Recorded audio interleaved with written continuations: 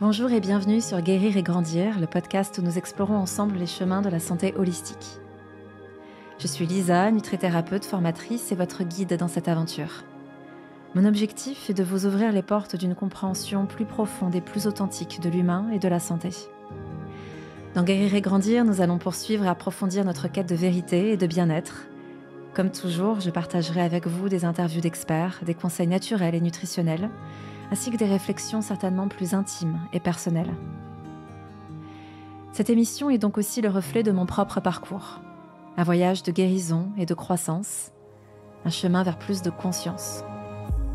Ensemble, nous explorons comment les pratiques ancestrales et les sciences modernes peuvent s'entrelacer pour former une approche où l'unité avec soi-même, avec les autres, avec la nature est célébrée. Guérir et Grandir n'est donc pas seulement un podcast, c'est un espace où nous apprenons à être pleinement nous-mêmes et où nous découvrons comment atteindre notre plein potentiel. Je suis ravie de vous embarquer dans cette nouvelle aventure. Préparez-vous à une expérience enrichissante et je vous souhaite une écoute aussi agréable qu'inspirante. Bonjour et bienvenue dans ce nouvel épisode. Précédemment, je t'ai parlé de mon renouveau professionnel. Je sais que ça a parlé à beaucoup d'entre vous. J'ai eu énormément de messages, de témoignages, en message privé notamment, par mail, me disant que vous aviez les larmes qui coulaient, que ça venait faire bouger beaucoup de choses en vous, que ça venait aussi résonner par rapport à vos histoires personnelles. Donc je vous remercie pour ça, parce que moi c'est aussi ce pourquoi je vous partage des choses plus intimes. C'est parce que je suis appelée à vous les partager pour vous montrer que c'est possible, pour vous montrer mon propre cheminement en espérant vous inspirer. Et Dieu sait que c'est challengeant. J'ai commencé par le plus facile la dernière fois en vous parlant de mon renouveau pro. Et là, je vais vous parler davantage de quelque chose de beaucoup plus intime qui vient vraiment me challenger. Je me sens extrêmement vulnérable au moment où j'enregistre cet épisode que j'ai procrastiné pendant très longtemps. Procrastiné pourquoi ? Parce que comment transmettre quelque chose qu'on a vécu pendant deux ans et demi quasiment, qui a chamboulé ma vie de A à Z, qui a transformé la femme que je suis, qui est venue en fait lever des choses profondément personnelles, douloureuses, mais pour aujourd'hui me sentir mieux que jamais. Et c'est ce pourquoi aussi j'ai envie de le partager. Cet épisode, si j'ai envie de l'enregistrer, c'est parce que je sais que je dois l'enregistrer. Je sais que je dois partager et que j'ai envie de partager ces transformations profondes, ces nuits noires de l'âme, ces crises égotiques et identitaires.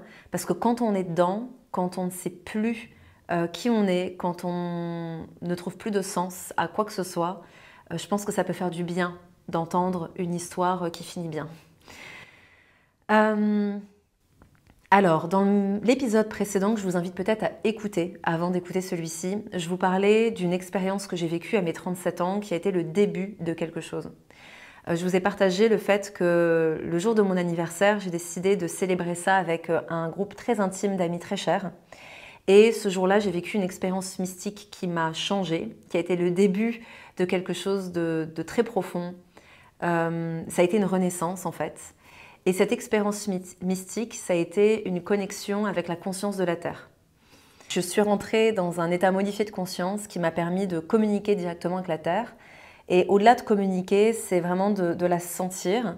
À ce moment-là, c'est comme si ma mère physique humaine n'existait plus. La seule mère était la mère Terre. C'était cette conscience, c'est Gaïa, c'est son sol, sa terre, son herbe, toutes ces couches en fait. C'est ce à quoi je connectais. Et c'était incroyable parce que j'avais besoin d'être à son contact, j'avais besoin d'être allongée contre elle. Et je ne me suis jamais sentie autant en sécurité qu'à ce moment-là, en fait. L'expérience a été assez longue, j'ai reçu beaucoup de messages de sa part. C'était très beau parce qu'elle m'a aussi donné beaucoup d'indications sur ce que j'allais vivre dans les mois à suivre, mais sans rien dévoiler. En fait, c'est comme si elle me préparait, c'est comme si en fait, elle parlait à mon inconscient et qu'elle me préparait, mais à mon conscient, elle me disait des choses très précises. Par exemple, 2 semaines après, je rencontrais mes élèves et j'avais tout un discours à faire. Et je suis culpabilisée de ne pas encore avoir préparé ce discours. Et elle me disait, mais la procrastination n'existe pas en fait. En réalité, tout est une question de temps. Et si tu ne l'as pas encore fait, c'est que ce n'était pas encore le bon moment. Et c'est intéressant parce que c'est quelque chose que j'ai souvent ressenti. J'ai parfois des personnes qui me disaient « mais quand est-ce que tu lances ta formation? Quand est-ce que tu fais tel projet ?» Et je disais « mais je sais que ça arrive, mais c'est pas maintenant. » Et par exemple, ma formation Ingenutri, je l'ai lancée le 3 mars, évidemment sans savoir que le 15 mars, on allait être confiné. Et c'était le parfait moment pour la lancer. C'était le moment où les gens allaient être disponibles pour la suivre. Et c'était le bon moment en fait, pour lancer mon entreprise aussi. Et j'ai complètement été guidée en fait, inconsciemment vers ces dates clés en fait. Et donc, à ce moment-là, la conscience de la Terre me disait « si tu n'as pas préparé ton discours, c'est parce que tu avais besoin de vivre ça pour savoir ce que tu allais dire à tes élèves. » Et en fait, c'est grâce à cette expérience de Rebirth, c'est grâce à cette expérience qui m'a montré que j'étais tout sauf que nutrithérapeute, naturopathe, chef d'entreprise. Et je m'étais tellement identifiée à ça, en fait, que j'avais besoin de déconstruire cette identité-là pour, 2 semaines après, dire à mes élèves « vous savez quoi, je ne suis pas que ça. Donc, je vous transmets le flambeau de tout ce que je vous ai enseigné pour le transmettre à votre tour, pour que je puisse, moi aussi, incarner ces autres parts de moi. » Et il y a eu beaucoup, beaucoup de choses et je pense que je diluerai certainement tout ce que j'ai pu recevoir durant ces 2 ans au fur et à mesure de ce que je vais créer, au fur et à mesure des épisodes à venir. Mais déjà ça, c'était quelque chose de fondamental. Mais surtout, ce qui s'est passé ce jour-là, c'est que j'arrêtais pas de me voir nue, enterrée dans la terre, en même temps que je recevais des informations.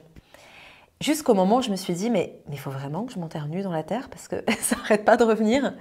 Et en fait, quand je me suis posé la question, j'ai eu un flash de moi un peu plus tard dans la soirée où je dînais avec des amis, ce qui était prévu, et où je regrettais de ne pas l'avoir fait. Donc je me dis, bon ok, j'ai compris. Donc à ce moment-là, je vais voir mon partenaire de l'époque et je lui dis, écoute, j'ai vu ça, on est là en forêt avec des amis, il y avait des hommes aussi parmi ces amis, et je lui disais, est-ce que tu es ok que je vive ça? Et il me disait, bah, évidemment, vas-y.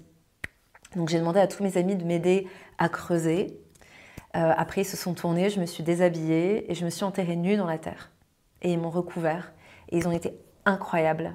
Ils se reconnaîtront, mais ils ont été tous absolument incroyables pour soutenir cet espace. Et à ce moment-là, ce que j'ai vécu, c'est pas quelque chose qui s'explique sur le plan mental. Sur un plan mental, je ne peux pas expliquer l'immensité de ce à quoi j'ai connecté à ce moment-là. Et c'est très souvent ce qui se passe en fait. Même quand je guide des sessions, que ce soit de breathwork ou d'autres trans avec des états modifiés de conscience, il est rare de pouvoir mettre du sens sur ce qu'on vit parce que c'est tellement impalpable, c'est tellement d'une autre dimension en fait. Mais ce que je sais, c'est qu'à ce moment-là, je suis rentrée donc dans un état trans, j'étais complètement révulsée et j'ai poussé un cri et dans ce cri, il y avait le cri de à la fois la souffrance de l'humanité, des mémoires que portait la Terre, mais c'était aussi le cri de l'accouchement de moi-même. C'était sans équivoque. Et ça n'a pas duré très longtemps, ça a été assez rapide en fait comme expérience, mais c'était extrêmement puissant. Et j'aurais pu rester là des heures entières, j'aurais pu rester là la nuit entière, mais voilà, j'avais aussi mes amis qui espéraient aller dîner, donc je ne suis pas restée toute la nuit. Mais à partir de ce jour-là, il y a quelque chose qui a changé. Pour vous expliquer, je vous disais dans l'épisode précédent que j'ai été amenée à être initiée à travailler avec des psychédéliques et notamment avec les champignons, avec la psilocybine. Et dans les séances que j'ai pu accompagner jusque-là, j'explique toujours aux personnes que quand on prend un psychédélique, quelle qu'elle soit, quand on prend une plante maîtresse, déjà avant toute chose, ce sont des plantes qui s'honorent. Et la première initiation que j'ai reçue, elle a été faite par un homme, mais ensuite la véritable initiation et ce qui m'a poussée à travailler avec les psychédéliques, c'est quand je suis rentrée en connexion avec l'esprit des champignons, qui me disait « tu as tous les outils pour préparer les personnes à ça ». Il y a beaucoup de personnes qui prennent des raccourcis, qui pensent que les psychédéliques sont des voies rapides, efficaces, qui permettent de, boum, tout de suite avoir waouh, les informations, le bon quantique, la solution à leurs problèmes, sauf que c'est pas, en tout cas pour moi, c'est absolument pas ça. Et ce sont des plantes qui ont une sagesse et une conscience absolument incroyables et qui se respectent et qui s'honorent. Et donc, l'esprit du champignon me disait à cette époque, c'était en 2022, tu as tous les outils pour préparer les personnes à ce qu'elles vont vivre, à la fois pour se préparer énergétiquement, pour monter en fréquence, mais aussi et surtout pour intégrer ce qu'elles vivent. Et en fait, je dis toujours que quand on a une intention, notre intention, elle a souvent une fréquence beaucoup plus haute que là où on en est aujourd'hui. Et la médecine, quelle qu'elle soit, ou la pratique qu'on va réaliser, va nous amener à une fréquence beaucoup plus élevée, qui est celle de notre intention. Mais après, on va redescendre.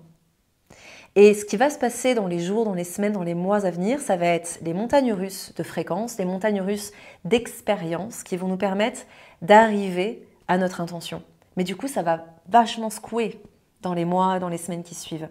Et si on n'est pas prêt à ça, si on n'a pas déjà une bonne hygiène de vie, si on ne soutient pas son corps physique énergétiquement, si on n'a pas potentiellement des thérapeutes à qui se référer pour pouvoir être soutenu dans ces processus, si on n'a pas déjà des pratiques méditatives, des pratiques qui nous permettent de réguler notre système nerveux, d'accueillir les émotions qui vont émerger, ça peut être très compliqué, on peut décompenser. Et force est de constater que j'ai connu plus de gens qui sont à côté de leur pompe après certaines expériences, qui n'intègrent pas ce qu'ils ont vécu, qui parfois même, et c'est là que c'est grave, cumulent les expériences avec parfois des plantes médecines encore plus puissantes ou avec des expériences quelles qu'elles soient, à partir du moment où on est dans des états modifiés de conscience ou qu'on fait ces bons en fait en fréquence énorme, ne prennent pas le temps d'intégrer et on se retrouve avec des personnes qui sont complètement dissociées. Et j'ai été très proche de ce genre de personnes et c'est très compliqué. Donc, tout ça pour vous dire que quand on vit ce genre d'expérience, ben après ça bouge. Et quand j'ai eu cette connexion avec la Terre et quand j'ai eu cette du coup montée en fréquence, ça a énormément bougé. C'est comme si j'avais fait un bond quantique, que j'avais échangé de ligne de temps, que j'avais voilà, tout d'un coup fait un bond qui m'a permis de voir beaucoup de mes schémas. Et le premier schéma que j'ai commencé à avoir, c'est mon schéma sacrificiel. C'est-à-dire, mon mode de fonctionnement est je dois tout faire pour les autres. Que ce soit pour être aimé, pour être reconnu, pour être accepté, pour ne pas être rejeté, pour me prouver ma valeur parce que je pense que j'en ai pas, X, Y, Z. Tout ça, c'est des schémas inconscients on a toutes et tous nos propres schémas et on fonctionne de la meilleure manière possible parce que je pense que chacun fait toujours du mieux qu'il peut. Ça, j'en suis convaincue. On fait toujours du mieux qu'on peut. Sauf que, on fait du mieux qu'on peut avec un paquet de trucs qu'on ne voit pas sur nous-mêmes. Et donc, j'ai commencé à voir. Et j'ai commencé donc à avoir ce schéma qui fait que je me pliais en 10 000 pour tout le monde. Pour mon équipe, pour mon bras droit, pour mes clients, pour mon mec, pour ma famille, bref, pour un paquet de monde. Et là, j'ai commencé en fait à réajuster des choses. Et ce que je veux partager, c'est que c'est pas comme si tout d'un coup, en fait, c'était « Oh, waouh, je vois exactement tous mes programmes, c'est super clair et je vais agir comme ça. » C'est plus, on sent qu'on change. Et tout d'un coup, c'est « Attends, mais avant, je fonctionnais comme ça, c'est plus possible. » Et c'est en fait à force des semaines et des mois qui passent qu'on se dit « Waouh, mais en fait, cette expérience, elle m'a permis de prendre conscience de ça. Oh, mais c'est pour ça que j'ai vécu ça, c'est pour ça que j'ai eu telle dispute, c'est pour ça que X, Y, Z. » Ça se dévoile au fur et à mesure, en fait. Et donc, a commencé à se dévoiler des choses sur mon comportement sur le plan plus professionnel, puis sur le plan plus personnel. Je me suis rendu compte aussi qu'avec mon ancien partenaire, je donnais beaucoup, je m'oubliais énormément et surtout, je faisais l'impasse sur des ressentis que j'avais, sur des visions que j'avais qui devenaient de plus en plus fortes et sur mes besoins profonds, en fait, que j'étais à l'époque même pas capable de reconnaître, mais que là, je commençais vraiment à reconnaître. Et ce qui s'est passé, c'est qu'à partir du moment où j'ai dit à mon partenaire à ne plus prendre de pincettes et à vraiment dire les choses, à mettre des limites très claires, là, ça a shifté. C'est-à-dire que je pense qu'à un moment donné, et c'est ce qu'on traverse bien souvent quand on vit des expériences de transformation, c'est qu'on change de fréquence et ceux qui ne suivent pas ne peuvent pas rester. Donc, soit ils nous quittent, soit ils nous jugent, ou les personnes vont nous dire tout simplement « t'as changé ». Ou voilà, c'est ses amis, ses membres de la famille, ses proches, ses jobs, c'est toutes ces choses qui font que c'est plus du tout aligné avec la personne qu'on est devenue. C'est une question de fréquence, clairement. C'est plus aligné à notre fréquence et donc ça saute. Et là a commencé la deuxième, on va dire, étape de cette expérience de rebirth, de renaissance, de transformation, avec une séparation. Quand j'ai commencé à dire à mon partenaire, à exprimer en fait où j'en étais et à dire stop d'une certaine manière et à proposer qu'on vive chacun chez soi, il a préféré qu'on se sépare et il m'a annoncé ça par texto. Et pour moi déjà là, ça a été un choc énorme parce que cet homme, c'était pour moi l'homme de ma vie, c'était tout, enfin, pour dire, et je vous invite à faire toujours très attention à ce que vous dites, parce que le verbe est créateur. J'avais tendance à dire, si c'est pas toi, moi je me ferai moine. Parce que franchement, si c'est pas toi, si c'est pas pour vivre ça, je vois pas l'intérêt en fait. C'est ce que je disais à l'époque. Et en fait, d'être quittée par texto, par quelqu'un que j'aimais, mais corps et âme, a été déjà extrêmement douloureux. Et c'est à ce moment-là que j'ai fait mon podcast sur la séparation. Ce podcast sur la séparation, et je vous remercie aussi parce que j'ai eu beaucoup de témoignages sur cet épisode et je sais qu'il vous a aidé, je devais le faire. Je m'endormais, je me réveillais la nuit et je me réveillais le matin avec des phrases de ce podcast, de choses que je devais vous transmettre. Et je sais pourquoi il fallait que je vous le transmette. Parce que 3 semaines plus tard, j'aurais été incapable d'enregistrer ce que je vous ai enregistré. À ce moment-là, j'étais dans un espace où je pouvais encore vous dire ces mots-là. Après, ce que j'ai vécu a été tellement grave, tellement chamboulant, tellement... bref, vous avez compris l'idée, que j'aurais jamais pu, en fait, dire ça. Ce qui s'est passé, c'est qu'au fur et à mesure des visions que je recevais, et lors de cette séparation, j'ai commencé à toucher à quelque chose qui fait partie de moi, qui a été très challengeant dans mes relations aussi, parfois amicales, c'est cette vérité tranchante. C'est de voir des choses, et quand je le vois, je ne peux pas m'empêcher de ne pas le dire. Parce qu'en fait, si je suis dans une relation avec quelqu'un, que ce soit amical ou amoureux, et que je vois un schéma, soit je m'éloigne de la personne, soit si elle veut qu'on continue à rester en relation, il va falloir que je puisse lui exprimer ce que je perçois. Et ce côté vérité tranchante, j'aime pas dire tranchant parce qu'en fait c'est comme si c'était dit avec quelque chose de dur, mais c'est pas ça, c'est juste, voilà, il y a ce que je perçois, il y a ce que je ressens. Et attention, je ne dis pas que c'est la vérité absolue. Je dis que c'est ce que je vois et reçois à ce moment-là, et qu'en fait c'est tellement en boucle dans ma tête qu'à un moment donné, il faut que ça sorte en fait. Donc, j'ai beaucoup appris de cette expérience, parce que peut-être qu'il y a des personnes qui vont se reconnaître dans ces schémas-là. Et j'ai vraiment appris à me rendre compte, à cette époque, en fait, il fallait que ça sorte. Et j'ai dû dire beaucoup de choses à des amis, ou là, en l'occurrence, à mon partenaire, à mon ex-partenaire. Mais j'ai appris à apprendre à apprivoiser ça. Parce que parfois, en fait, la personne en face n'est pas prête à entendre. Et le problème, c'est que quand la personne en face n'est pas prête, en fait, ça renforce son système. Donc, voilà, pour les personnes pour qui ça tilte, je pense que ça résonnera. Et ça vous donnera peut-être une clé, ou peut-être que vous avez cette clé déjà depuis bien longtemps, en tout cas je vous le souhaite. Mais à ce moment-là, j'étais tellement en branle émotionnellement que tout ce que je voyais, il fallait que ça sorte en fait. Et à cette époque, en fait, donc je recevais des visions et mon ex-partenaire m'a dit « mais dis-moi ce qui se joue » parce que je voyais des schémas. Et le fait d'avoir dit certaines choses a été très mal pris. Et là, j'ai vraiment vécu la pire des séparations possibles. C'est-à-dire que je me suis retrouvée avec quelqu'un qui m'a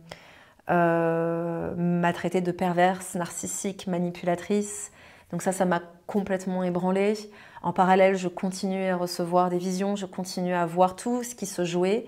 Et ce qui a été extrêmement incroyable à ce moment-là, c'est que je vivais l'enfer et en même temps, je savais à quel point c'était juste parce que j'ai commencé à voir... pendant quasiment 1 semaine, 10 jours, la vie de manière polarisée, c'est-à-dire que j'avais comme un voile. Ça paraît complètement dingue ce que je vous dis. Je buvais pas, je ne me droguais pas, il n'y avait rien du tout. Hein. C'était vraiment mon état normal. Mais normal, c'est-à-dire j'étais en train de vivre un effondrement en fait, de réalité. Et je commençais en fait à voir, à connecter à ma multidimensionnalité en fait. Et dans cet espace-là, c'est-à-dire d'extrême souffrance, j'ai commencé pendant 10 jours à voir la vie de manière polarisée, comme s'il y avait un voile blanc et noir. Et je me disais, ce que tu vis est extrêmement dur, il y a plus rien, il y a tout qui s'ébranle, mais en même temps c'est super juste.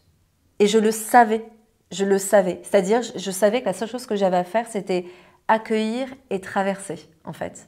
Et aujourd'hui avec le recul, je réalise à quel point en effet c'était juste. Parce que j'ai vécu à ce moment-là quelque chose qui m'a permis de recevoir toujours la juste dose d'informations me permettant de plonger, de processer ce qui se passait, de voir.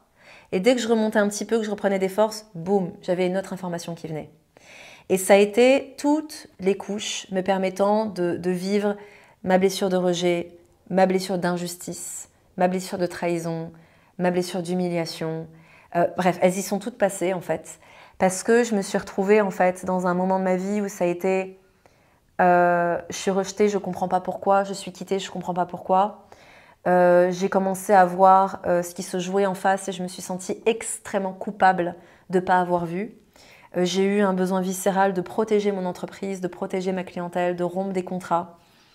Sur le moment, ça a été très dur parce que la personne en face ne l'a pas du tout accepté et elle a essayé de m'extorquer de l'argent. Donc ça m'a fait replonger encore. Des mois plus tard, j'ai appris qu'en fait cette personne racontait qu'on était en relation ouverte et me trompait, ce qui était complètement faux. Je ne suis absolument pas pour le polyamour.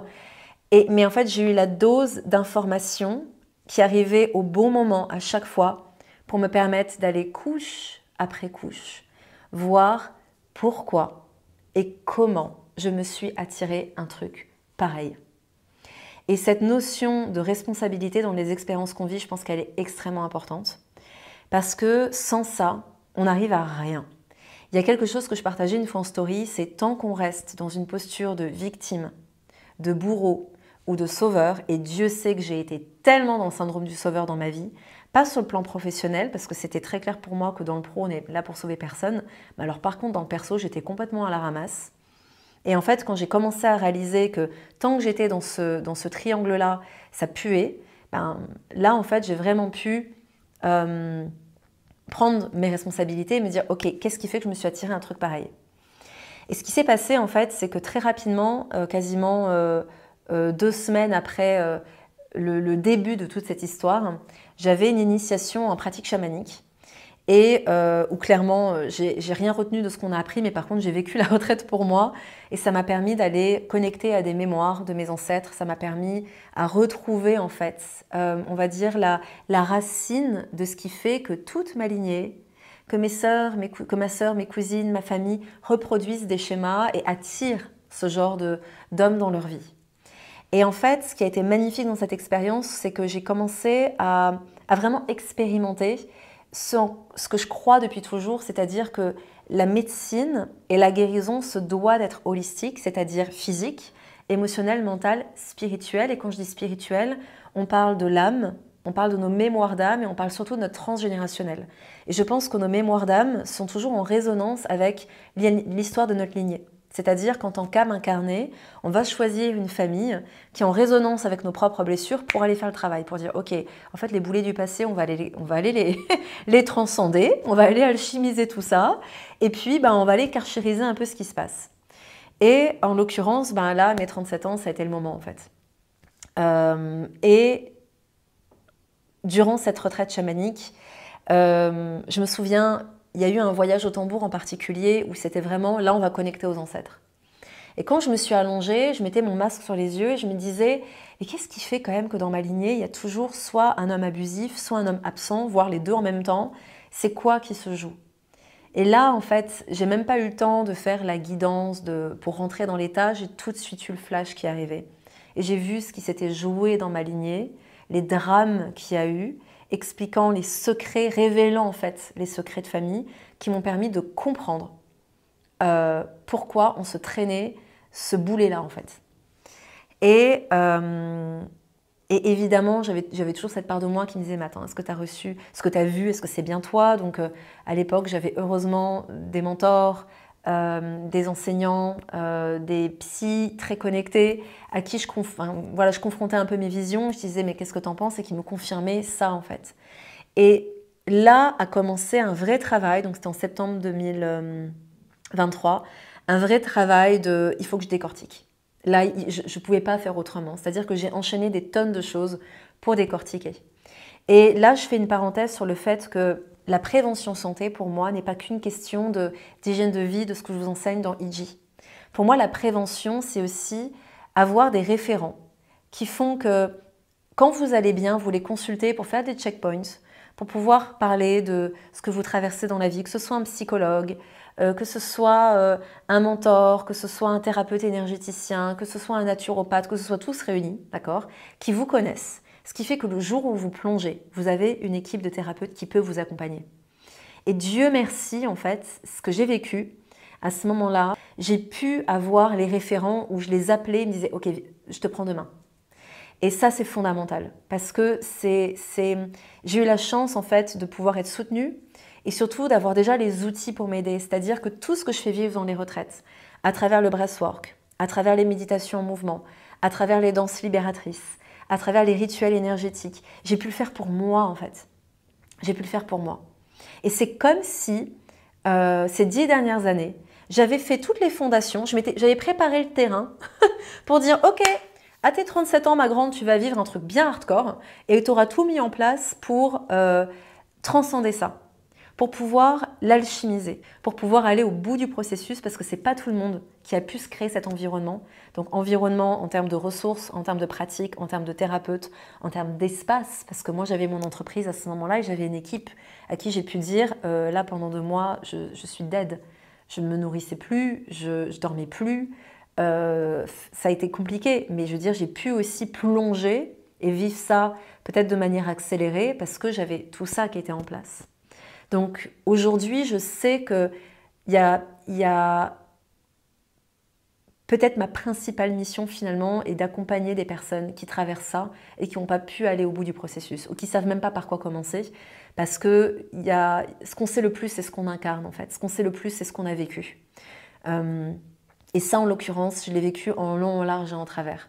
Et quand je dis ça, c'est se remettre d'une relation toxique, se remettre d'une relation avec une personne qu'on va étiqueter narcissique ou que sais-je. J'aime pas mettre ces étiquettes-là parce que je pense toujours que la personne en face n'est pas que ça et qu'il y a d'autres choses. Mais bref, vous avez compris l'idée. Se remettre de cette crise égotique parce que au fur et à mesure de ce travail que j'ai pu faire d'exploration de ok, c'est quoi l'histoire de ma lignée? Qu'est-ce qui se révèle? Comment je me libère de mes traumas? J'ai fait beaucoup de MDR, ça m'a sauvé, les mouvements oculaires. Je me souviens, j'ai vu une thérapeute qui m'a dit, dis-moi, c'était au mois d'octobre 2023, elle me dit, dis-moi 10 expériences traumatiques dans ta vie. Je dis, 7, c'était cet été. Voilà, comme ça c'est réglé. Donc du coup, j'ai pu faire des séances de MDR, ça m'a beaucoup aidé. J'ai été voir Franck Lobvé aussi, qui m'a bien secoué le cocotier, pour vraiment voir mes schémas, embrasser ce qui est inconscient, ce qu'on appelle le travail de l'ombre. Et là aussi, j'ai envie de préciser quelque chose, c'est que ce travail de l'ombre, c'est pas bouh, beurre, que tout ce que tu portes et qui est pas bien. C'est pas que ça en fait. C'est aussi tout ce qui est inconscient, tout ce qui a besoin d'être éclairé par la lumière de la conscience pour dire purée, d'accord. Parce que ma grand-mère. Parce que in utero. Parce que à 4 ans j'ai vécu ci. Parce que éducation, programme, modèle parental, le père, la mère, le comportement qu'ils ont eu avec vous, les traumas que vous avez pu vivre, tout ça crée un petit package inconscient. C'est-à-dire que vous n'avez aucune idée qu'en fait vous fonctionnez en mode pilote automatique et vous pensez vivre votre best life. Vous pensez vous pensez savoir qui vous êtes d'une certaine manière. Moi, en tout cas, c'était le cas. Je pensais savoir qui j'étais. Je pensais être au climax de ma vie. Meilleure relation ever. J'ai jamais aimé comme j'ai aimé. Ça n'a jamais été aussi incroyable à tous les niveaux de ma vie amoureuse. Le pro, génial, roule ma poule. Je suis au climax. Leçon d'humilité.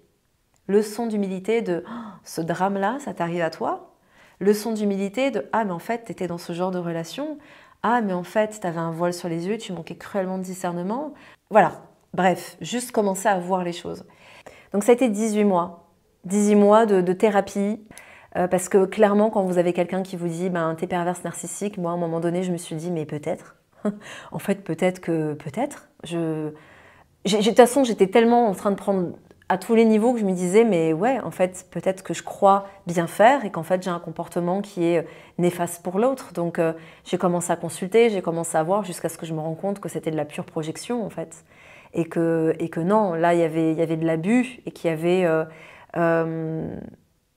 aussi cette part de moi qui avait accepté cet abus-là, qui avait invité cet abus pour que je puisse voir des choses. Parce que ce qui se passe en fait dans ces expériences, c'est que pour moi, c'est des bénédictions en réalité, vraiment. C'est des bénédictions parce qu'en fait, on est dans un système cloisonné, On pense être quelque chose, on pense bien faire. Moi, clairement, j'étais en pilote automatique, j'étais en train de m'épuiser à tous les niveaux dans ma vie. Avec toutes les personnes qui m'entouraient, j'étais en train de m'épuiser à force de donner. C'est Mère Teresa, quoi. Allez-y, non mais prenez. Je vais crever, mais prenez. Non mais à un moment donné, il faut juste, voir le truc. Et je remercie d'une certaine manière la vie d'être intervenue. Et de me faire vivre ça pour dire, ah, en fait, là, on va tout arrêter, parce qu'elle n'a rien compris, la petite. Hein. Il va falloir qu'elle commence à voir ses schémas. Et ça a été dur. Ça a été dur de me dire, mais j'ai été aussi naïve. Mais j'ai autant manqué de discernement. Et j'ai tellement manqué de confiance en mes intuitions. Et en fait, ce qui a été beau, c'est qu'il y a eu en fait, ces 18 mois, au final, donc jusqu'en janvier de cette année, de thérapie, d'introspection, de tellement de choses que je pense que je vous partagerai peut-être un peu plus en détail au fur et à mesure. Mais il y a eu tellement de choses pour me dire oh, mais cette naïveté, je l'honore et je la remercie. Mais par contre, je réintègre le discernement. Je réintègre le fait que par chimie, à cause de la chimie émotionnelle, à cause de ce qu'on peut vivre parfois dans des connexions avec un homme, de ce qu'on peut vivre sexuellement, de ce qu'on peut vivre dans la relation, dans la connexion, on peut perdre tout discernement. Et combien de femmes tombent là-dedans? Et combien de femmes sont encore là-dedans? Des hommes aussi, mais là je vais parler au nom des femmes que j'ai vues sur mon chemin. Et en fait, c'est de revenir à, ok, qu'est-ce qui fait que je me perds là-dedans?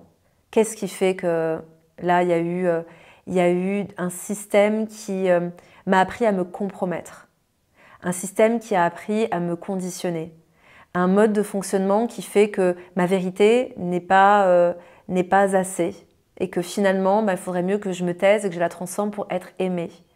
Et tout ça, en fait, le côté compromis, le côté se contenter. J'ai diété le cacao pendant 40 jours, il y a un an de ça. Et quelle médecine, mais quelle médecine le cacao. Et j'avais des visions de mon enfance, j'avais des flashbacks de mon enfance et j'avais, je me souviens un jour, tout un sujet autour du contentement, se contenter. Mais de quoi on parle en fait? Moi, à force de me dire, ah non mais contente-toi quand même, et puis tu sais, il y a des enfants qui n'ont pas ci, ah puis tu sais, il n'y a pas ça. Mais en fait, ça crée des schémas qui font qu'on est toujours en train de se dire, ah ben reste dans ton CDI, même si tu es malheureuse, parce que quand même déjà tu as un salaire. Mais pas du tout. Mais pas du tout en fait, on n'est pas là pour ça, on est là pour vivre notre vie à moitié, on est vraiment là pour exprimer le plein potentiel de ce qui est à l'intérieur de nous, pour oser nous transformer, pour oser traverser nos peurs, pour oser voir nos peurs comme des panneaux de direction pour nous dire là il y a un challenge, fonce, tu vas grandir. Et ça c'est, purée, il y a tellement de choses à déconstruire. Et il y a quelque chose de... Il y a des choses qui me viennent au fur et à mesure là où je suis en train d'enregistrer, c'est des prises de conscience que j'ai eues en lien avec l'amour. Il y a l'une des grandes prises de conscience que j'ai eues, ça a été de me dire, en fait un jour je méditais sur la relation et sur le fait que voilà, je coupais avec ce genre de schéma toxique de, il y a une phrase que j'adore en anglais qui est, je ne veux plus de feu d'artifice, je veux un feu de cheminée. C'est une manière de dire stop à la chimie, genre oh mon Dieu, je suis hyper amoureuse, c'est incroyable, c'est génial. C'est non, je veux quelque chose d'ancré, de solide, de calme, où en fait je perds pas mon discernement et où je suis en capacité où mon système nerveux est apaisé aussi et où en fait on est dans quelque chose qui se construit au fur et à mesure en fait. Et donc je pensais à ça et j'ai eu une vision. Et cette vision en fait, je voyais l'océan, c'est-à-dire c'est comme si toute ma vie, l'amour c'était un océan vide. Et que je cherchais l'amour. Et que tout d'un coup, il y avait ces grosses bulles qui arrivaient. Et ces bulles, elles sont emplies d'émotions, d'exaltation, de sentiments amoureux, de tout ça. Et puis, tu te prends ta grosse bulle qui explose dans la tronche, là. Donc, c'est génial. Tu es complètement en train de flotter. Tu es complètement shooté. Hein, meilleure drogue au monde, on est tous d'accord. Ok, super. Sauf qu'en fait, tu es complètement à l'ouest. Et en fait, ça me disait, là, il va falloir que tu choisisses autre chose. Et cette autre chose, c'était comme un océan que je voyais au-dessus de l'océan précédent. Là, il n'y avait pas du tout de grosses bulles, mais il y avait plein de toutes petites bulles, mais partout. Partout. Et ce jour-là, c'était le 7 juillet 2024, c'était l'an dernier. Et je me dis, ok, c'est ça que je choisis. C'est ça que je choisis. Et en fait, depuis cette séparation, il y a eu déjà le fait de rechercher davantage un feu de cheminée que des feux d'artifice, mais aussi le fait de déconstruire le piédestal sur lequel j'avais mis l'amour amoureux. Parce que pour moi, l'amour amoureux, comme on nous le vend dans les dessins animés, c'est mon Dieu, il n'y a que ça en fait. C'est numéro 1. Eh bien en fait, pas du tout. Parce que moi, ce que je crois aujourd'hui, c'est qu'on ne sait jamais combien de temps on va être avec notre partenaire, avec notre amoureux. Par contre, les amis qu'on choisit, la communauté qu'on choisit et qu'on construit, et notre famille de sang, et encore, mais moi je parle surtout de la communauté qu'on construit, c'est a vita aeternam. Moi j'ai des amis aujourd'hui, ce que j'ai traversé avec eux, les discussions qu'on a eues, la manière dont on a pu se soutenir l'un et l'autre dans nos traversées du désert, c'est à la vie et à la mort en fait. C'est à la vie et à la mort, parce qu'on évolue ensemble et parce qu'on chemine ensemble. Et ça, en fait, aujourd'hui, c'est ce qu'il y a de plus important. Ces personnes-là, ce sont mes piliers, tout comme moi, je suis un pilier pour eux. Et par exemple, la Lisa d'il y a 3-4 ans, c'est « j'ai pas le temps, j'ai du boulot, j'ai des réunions, j'ai what mille trucs à faire pour mon entreprise ». Aujourd'hui, non. Ce qui est prioritaire, c'est que si j'ai un ami ou une amie qui a besoin, parce que malade, parce que opération ou parce que déménagement, je vais être là. Je vais show up, je vais être présente. Parce que c'est ça qui compte le plus dans ma vie, en fait. Je m'en ficherais d'avoir fait un programme de plus quand je serais sur mon lit de mort. Par contre, d'avoir été présente pour mes amis quand ils en avaient besoin, pour ma famille, ça c'est le plus important pour moi aujourd'hui. Mais j'avais besoin de déconstruire ce que je croyais être l'amour amoureux, donc que j'avais mis sur un piédestal, et surtout sur comment j'avais envie de le vivre. Pour choisir ce que je voulais, pour choisir quelque chose de différent. Et en fait, ce qui s'est passé aussi à ce moment-là, c'est une immense ouverture de cœur. C'est-à-dire que j'aurais jamais cru ça possible, mais aujourd'hui, quand je fais par exemple des retraites, parfois je ressens un tel, c'est pas parfois, c'est à chaque fois, je ressens un tel amour pour les personnes avec qui on ouvre cet espace, avec qui en fait on s'ouvre, on partage et où je vois la personne parce qu'elle me partage en toute vulnérabilité dans le cercle ce qu'elle traverse, je la vois. Et je n'ai que de l'amour, mais comme le plus grand amour qu'on puisse ressentir pour quelqu'un, de l'amour inconditionnel en fait. Et je pense, ces expériences-là nous amènent à vivre ça, nous amènent à connecter à ça. Il y a un proverbe taoïste que j'ai envie de vous lire, que je trouve génial, je vais vous le retrouver. C'est « Ceux qui t'abandonnent sont en train de t'enseigner à te prendre en charge. Ceux qui t'exaspèrent sont en train de t'apprendre la compassion. Ceux qui exercent un pouvoir sur toi sont en train de t'enseigner comment récupérer ton pouvoir. Ceux que tu détestes t'enseignent l'amour inconditionnel. Ceux que tu crains sont en train de t'apprendre le courage pour surmonter tes peurs. Et ce que tu ne peux pas contrôler est en train de t'apprendre à lâcher prise. » Et en fait, cette notion d'amour inconditionnel, pour moi, c'est vraiment peut-être le plus beau des cadeaux de ce genre d'expérience. Il y a à la fois dans ces crises le fait de se dire « Waouh, toute ma vie, je me suis identifiée, je me suis mis ces étiquettes, j'ai cru que j'étais ça, et là, il y a tout qui pète. » Parce qu'en fait, ce que je suis en train de vivre, ou la personne que j'ai en face, est tellement à l'opposé de mon système de valeurs, que je lutte, que je résiste, que je ne comprends pas, que ça me révolte, que je n'accepte pas. Et ça fait souffrir, mais c'est l'ego qui souffre, c'est la structure identitaire qui pète pour ouvrir à plus grand. Et cette ouverture à plus grand, pour moi, c'est ce qui m'a profondément amenée à la paix, à la compassion et à l'amour inconditionnel. C'est-à-dire qu'au fur et à mesure de ce chemin, quand j'étais confrontée à mon ancien partenaire ou d'autres personnes qui venaient m'attaquer, qui venaient encore faire de la diffamation ou que sais-je, là j'avais vraiment un choix. Et ce choix, c'est est-ce que je contre-attaque? Est-ce que je réponds? Est-ce que je nourris la séparation, la lutte, la guerre? Ou est-ce que je comprends la leçon en fait? Et moi, mon choix, c'est peu importe ce qui se passe. Je choisis l'union, je choisis la paix, je choisis l'amour. Et pas en mode cucul la praline, en mode incarné. Et en fait, c'est en ça que les expériences de vie, elles sont extrêmement importantes. Parce qu'à un moment donné, la vie, elle va vous tester. Moi, je l'ai vraiment ressenti plein de fois. C'est ce test de « Ah, là, on va venir te chercher là où tu es la plus vulnérable. On va voir comment tu réagis. » Et j'ai eu ça en début d'année. Et très sincèrement, ça a été « Non, non. Je choisis la paix, je choisis l'amour. » Parce que cet homme qui m'a fait tant souffrir, et que j'ai attiré à moi pour vivre cette expérience aussi, je l'aime. Mais qu'est-ce que je l'aime? C'est en fait, quand je vous parlais au tout début de cet épisode de cette multidimensionnalité, c'est qu'en fait, à un moment donné, je me suis rendu compte, et je pense qu'on se rend compte de plus en plus aujourd'hui, qu'il y a le plan sur lequel on vit, Lisa, personnage, avec telle personne, personnage, et il se joue des choses pour nous faire bouger, et il y a les liens d'âme. Et ce qui a été extrêmement challengeant pour moi, c'est de sentir les différents plans en même temps. de sentir la nécessité de la séparation, la nécessité de mettre des limites très claires, tout en ressentant l'amour inconditionnel sur d'autres plans. Tout en ressentant que pour même l'homme qu'il est aujourd'hui, ou les membres de sa famille aujourd'hui, je ressens de l'amour. Parce que je vois l'ombre, mais je vois la lumière aussi. Et ça change tout, en fait. Ça change tout parce que c'est ce qui permet aussi de pouvoir vivre notre vie depuis un espace de paix, de compassion et d'amour. Et je suis convaincue que ce qui se passe dans le monde aujourd'hui, avec des pays en guerre et autant de désastres, ce n'est que la fractale, ce n'est que en fait le macro représentatif du micro. Ce n'est que en fait le miroir de comment on vit nos vies à l'intérieur de nous en fait. Et je suis convaincue que changer le monde par, comme le disent toutes les philosophies anciennes en fait, part de nous. Comment pouvons-nous être dans un monde en paix si on n'est pas en capacité d'être en paix déjà avec nos proches, déjà avec ceux qui nous challengent le plus, déjà avec toutes les parts de nous en fait, avec nos ombres, avec ce qu'on a pu faire, avec voilà, la culpabilité qu'on peut porter, avec le manque de discernement qu'on a pu avoir, ou alors avec le père qui a eu un comportement peut-être abject avec nous. Il y a un moment donné, c'est pas pardonner pour pardonner sur un plan mental.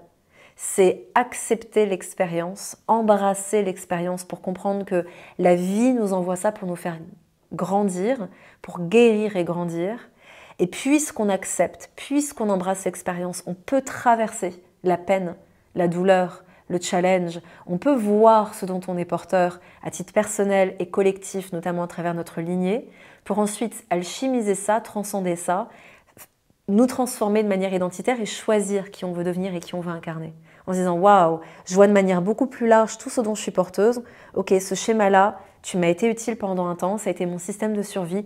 Mon ego l'a choisi parce que pour lui, pour être aimé, il fallait que j'agisse comme ça. Aujourd'hui, en mon âme et conscience, parce que je vois ça, ce n'est plus une ombre, ça a été mis en lumière, je le rejette.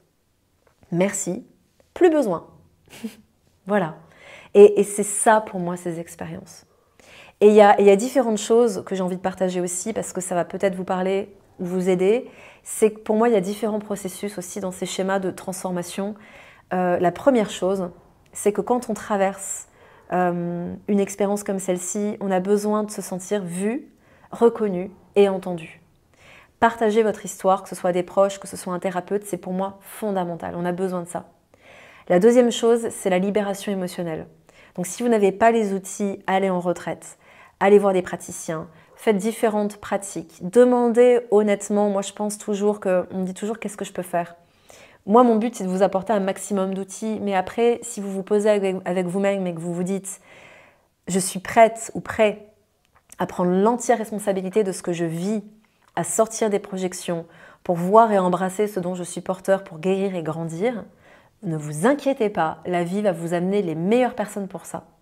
Que ce soit pour être vu, pour être entendu, pour être reconnu, que ce soit pour vous libérer émotionnellement et pour faire tout votre travail afin de traverser cette nuit noire de l'âme ou cette transformation, peu importe comment vous voulez l'appeler. La troisième étape, c'est justement de reprendre notre responsabilité. C'est-à-dire que d'abord, on accepte, on embrasse et donc on est en capacité en fait, de traverser ça. Et après, une fois qu'on a pu se libérer, qu'on commence à aller mieux, là on peut se dire « Ok, qu'est-ce qui fait que j'ai été dans un merdier pareil ?» Et là, c'est prise de responsabilité, voir ce package inconscient dont je parlais précédemment.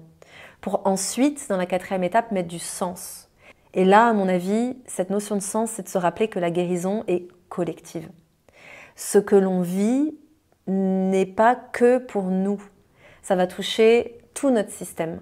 Ça va toucher toute notre lignée. Ça va toucher le transgénérationnel. Et donc, en vivant une expérience pleinement dans le présent, on commence à embrasser, à reconnaître et à transformer l'histoire passée pour aussi transformer le futur. Que ce soit le sien, mais aussi celui de notre lignée. Et ça, c'est extrêmement puissant. Et je suis convaincue, pour l'avoir vécu de différentes manières, que c'est justement en faisant ce travail d'alchimisation qu'on transforme aussi de manière beaucoup plus globale les choses dans le monde. Donc c'est un processus profondément intime, d'une certaine manière individuelle, parce que clairement, quand on ferme la porte de chez soi et qu'on est face à ces moments, on peut se sentir profondément seul. Peu importe le soutien des amis, de la famille, des thérapeutes, on est seul à traverser ça. Et pour autant, c'est de se rappeler qu'il y a énormément de soutien.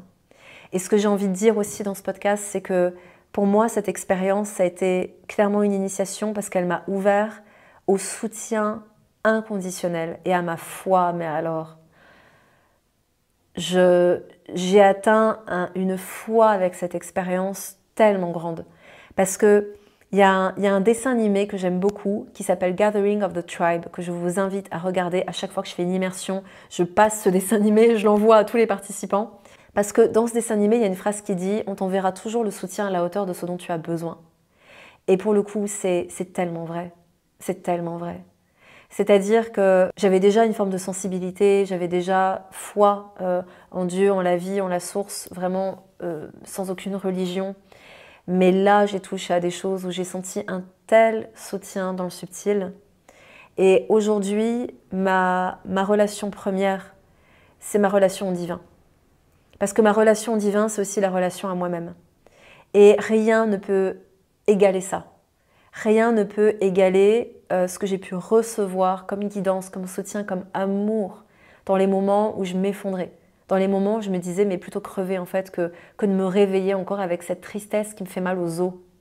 Et dans ces moments-là, c'est voilà, c'est les brèches de la souffrance qui permettent de faire entrer encore plus de lumière dans le vaisseau que nous sommes en fait, pour recevoir encore davantage. Donc c'est... Voilà, j'ai finalement énormément de gratitude pour ce que j'ai traversé. Je ne serais absolument pas la femme que je suis aujourd'hui. Je ne pourrais pas guider les immersions que je guide depuis le mois de novembre de cette manière, sans ça. Je n'aurais pas pu créer la transmission du mois de mai parce que tout ce que j'ai dû apprendre pour me protéger, pour me nettoyer énergétiquement, a été en fait le terreau de ma transmission sur comment on tient un espace énergétique, comment on prend soin de notre énergie, comment est-ce qu'on se protège, comment est-ce qu'on peut vraiment tenir des espaces juste en tant que praticien, que ce soit individuellement ou alors avec des groupes dans des retraites. C'est grâce à cette expérience que j'ai pu toucher à tout ça. Et c'est grâce à cette expérience que aujourd'hui, je me rends compte que j'attire des personnes incroyables autour de moi. Et ce que j'ai envie de passer comme dernier message, c'est que où que vous soyez aujourd'hui, peu importe là où vous en êtes, ou dans le genre de relation dans lequel vous êtes, vous saurez que vous avez les bonnes personnes en face de vous, quand votre vérité brute est entendue et respectée. Voilà. Vous saurez que vous êtes avec les bonnes personnes autour de vous, quand votre vérité est entendue et respectée. Et j'ai conscience que ça peut demander beaucoup de courage, que déjà connecter à sa vérité, faire le travail pour voir, attends, est-ce que je fais de la projection? Est-ce que est-ce que là c'est une blessure qui parle? Ou est-ce que c'est vraiment mon moi authentique? Est-ce que c'est un besoin profond? Ça demande ce travail introspectif, ça me demande, pourquoi pas, d'être guidée. Et moi, je suis clairement pour la thérapie. On a besoin d'avoir ces personnes qui voient nos schémas avec un petit peu plus d'objectivité. Et j'ai une gratitude profonde pour les praticiens qui m'ont accompagnée et m'accompagnent.